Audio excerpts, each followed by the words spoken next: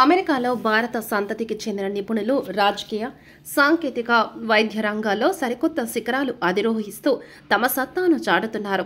ఈ కోవాలోని ఆంధ్రప్రదేశ్కి చెందిన ప్రముఖ వైద్యులు doctor Bobby Mukkamala American medical association అధ్యక్ష పదవిని స్వీకరించి చరిత్ర సృష్టించారు. 178 ఏళ్ల సుదీర్ఘ చరిత్ర కలిగిన ఏఎంఏకు అధిపతిగా ఎన్నికైన తొలి భారతీయుడు ఆయనే కావడం విశేషం. అంతేకాదు, దక్షిణ ఆసియా నుండి ఈ అత్యున్నత పదవిని చేపట్టిన వ్యక్తి కూడా డాక్టర్ ముక్కమాలే.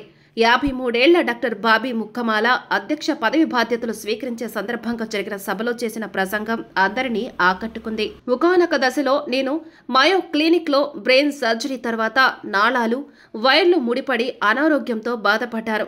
నేను అమెరికాలో ఆరోగ్య సంరక్షణ వ్యవస్థను మెరుగుపరిచే అవకాశం నాకు లభిస్తుందని కలలో కూడా ఊహించలేదు అని ఆయన భావోద్వేగంగా అన్నారు. గత నవంబర్లో డాక్టర్ ముక్కమాల తల భాగంలో 8 సెంటీమీటర్ల వ్యాసం గల టెంపోరల్ లోబ్ ట్యూమర్ తొలగింపు శస్త్రచికిత్స జరిగింది. ఈ వ్యక్తిగత అనుభవం తనకు ఆరోగ్య రంగంలో సమూల మార్పులు తీసుకురావాల్సిన అవసరాన్ని మరింత బలంగా తెలియజేసిందని ఆయన పేర్కొన్నారు.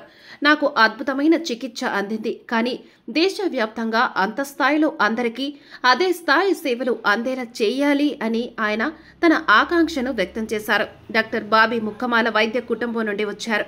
ఆయన తండ్రి రేడియాలజిస్ట్ కాగా తల్లి పిల్లల డాక్టర్. ఆయన మిచిగాన్ విశ్వవిద్యాలయం మెడికల్ స్కూల్ నుండి వైద్య పట్టభద్రుడయ్యారు. అనంతరం చికాగోలోని లోయోలా యూనివర్సిటీ మెడికల్ సెంటర్లో రెసిడెన్సీ పూర్తి చేశారు.